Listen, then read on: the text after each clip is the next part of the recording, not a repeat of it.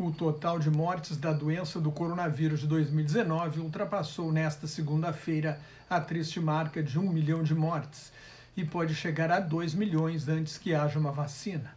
São 32.354.000 casos confirmados e 1.1.646 mortes pelos dados da Universidade Johns Hopkins nos Estados Unidos, desde que surgiu em Wuhan, na China, e foi descrita como uma pneumonia aguda que resistia a todos os tratamentos. Desde julho, há pelo menos 3.000 mortes por dia no mundo por Covid-19. Em 10 meses e meio, mais de 24 milhões e meio de pacientes foram curados, embora muitos apresentem sequelas de longo prazo. E 65.318 estão em estado grave.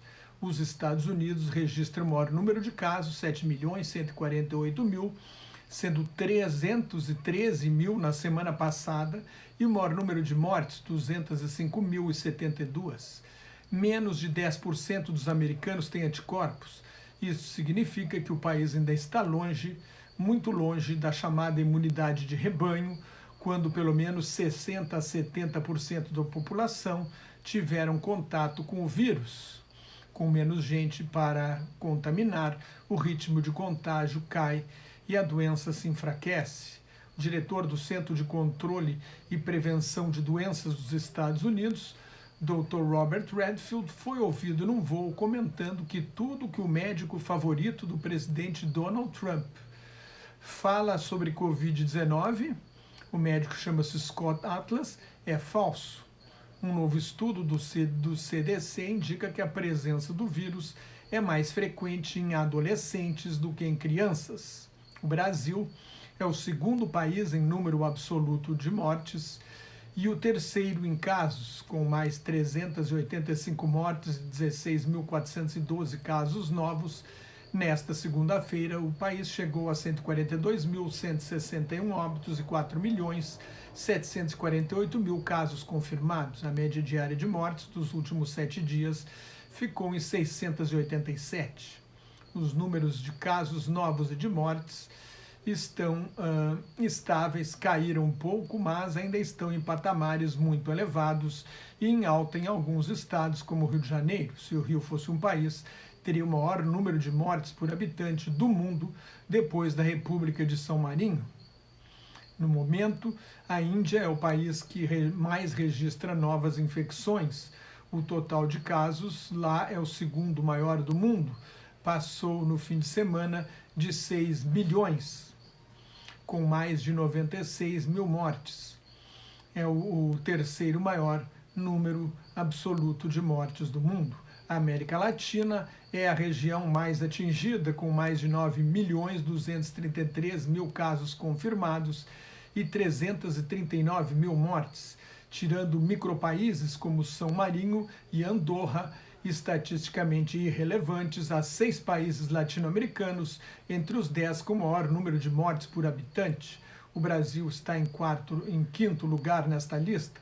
O pior é o Peru, seguido por Bélgica, Bolívia, Espanha, Brasil, Chile, Equador, Estados Unidos, Reino Unido e México. Europa, onde a Covid-19 foi mais violenta, logo depois de sair da China para se tornar uma pandemia, registra pouco menos de 221.000 mortes. A Europa enfrenta uma segunda onda de contaminação que obrigou à adoção de novas medidas de isolamento físico na Espanha, na França e no Reino Unido.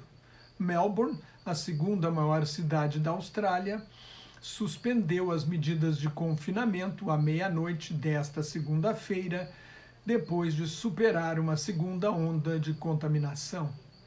No Reino Unido, quem pegar o vírus e não se isolar está sujeito a uma multa de até 10.000 libras, cerca de R$ 72.800. Primeiro-ministro Boris Johnson deve anunciar nesta terça-feira um novo programa de treinamento para trabalhadores desempregados. 3 universidades britânicas impuseram novas restrições para reduzir o contágio. O vice-presidente do Banco da Inglaterra declarou ser contra a adoção de taxas de juros negativas, argumentando que seria contraproducente. A presidente do Banco Central Europeu Christine Lagarde alertou que a zona do euro vai continuar em deflação nos próximos meses. Nos Estados Unidos, o Partido Democrata de oposição apresentou uma proposta de um pacote de estímulo à economia de 2 trilhões e 200 bilhões de dólares, cerca de 12 trilhões e 400 bilhões de reais, provocando uma alta nas bolsas de valores. Os investidores americanos estão mais preocupados com uma possível judicialização da eleição presidencial de 3 de novembro do que com uma segunda onda de contaminação.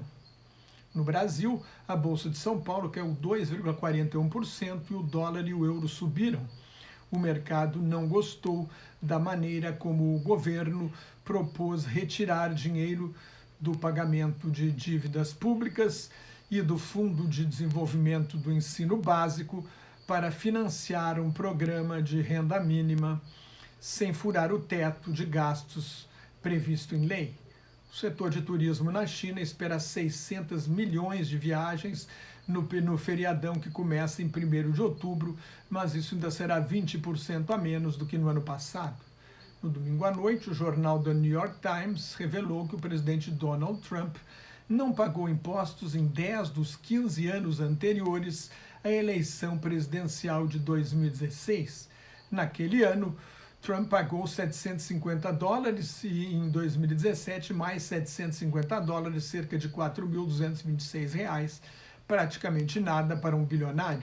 Trump tem dívidas de 421 milhões de dólares, 2 bilhões 373 milhões de reais a vencer em 4 anos e pode ter de pagar impostos atrasados no valor de 100 milhões de dólares, cerca de 564 milhões de reais. Parte das dívidas do presidente americano é no exterior, o que ameaça a segurança nacional dos Estados Unidos. Caiu o mito do empresário bem-sucedido, suas empresas deram $500 bilhão de prejuízo neste século. No governo, Trump lucrou com seus hotéis, que às vezes recebem delegações estrangeiras, num evidente conflito de interesses. Ganha força a impressão de que Trump se candidatou à Casa Branca para salvar seus negócios sem a expectativa de ganhar. No sábado, o presidente indicou a juíza Amy Coney Barrett, uma católica ultraconservadora, para a vaga aberta na Suprema Corte dos Estados Unidos pela morte da ministra liberal Ruth Bader Ginsburg. Barrett é contra o aborto, contra os direitos das mulheres, das minorias e dos trabalhadores. Sua aprovação pelo Senado consolida uma maioria conservadora de 6-3 na Suprema Corte, que tende a colocar os interesses empresariais acima dos direitos do cidadão.